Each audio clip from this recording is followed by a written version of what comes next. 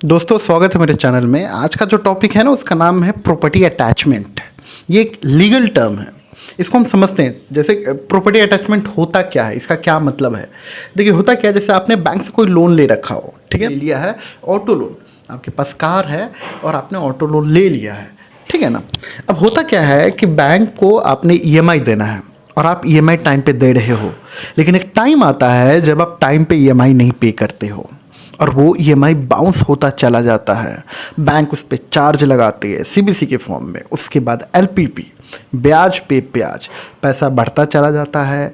एक ईएमआई, दो EMI NPA हो जाता है, चौथा पांचवा छठा राइट ऑफ हो जाता है।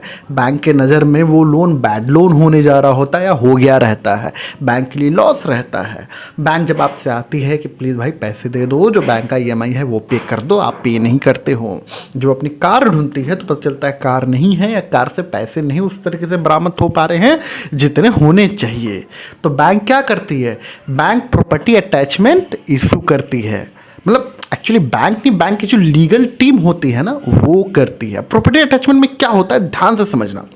मैं कस्टमर हूं और मैं डिफ़ॉल्ट कर रहा हूं, तो इन दिस केस जो प्रॉपर्टी अटैचमेंट का जो प्रोसीजर है ना वो ये होता है, या इसका मतलब ये होता है कि जब बैंक मुझ पर प्रॉपर्टी अटैचमेंट लगाएगी तो इसका मतलब मेरे पास जो भी चीज़ है प्रॉपर्टी के रूप में, आप बोल लीजिए गाड़ी, गोल्ड, फ्रीज, टीवी, घर, ईच एंड एवरीथिंग, उसको बेच के बैंक अपना पैसा निकाल लेगी।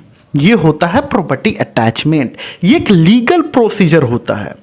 आप ये नहीं बोल सकते कि बैंक ऐसा क्यों कर रही है, गुंडागर्दी कर रही है, नहीं, ऐसा बिल्कुल भी नहीं है। जो उनकी लीगल टीम होती है ना वो इस चीज़ पे काम करती है, वो इस चीज़ को एग्जीक्यूट करती है।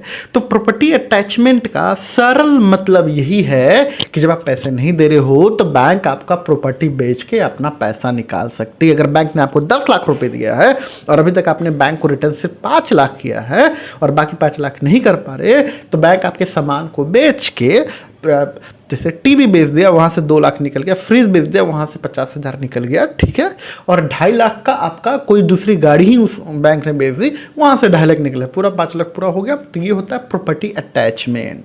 इन दिस केस जो डेटर होते हैं उनको अपना सामान बेच के बैंक को पूरा पैसा देना होता है। प्रॉपर्टी अटैचमेंट लगाने के बाद क्रेडिटर के पास पैसा आता है।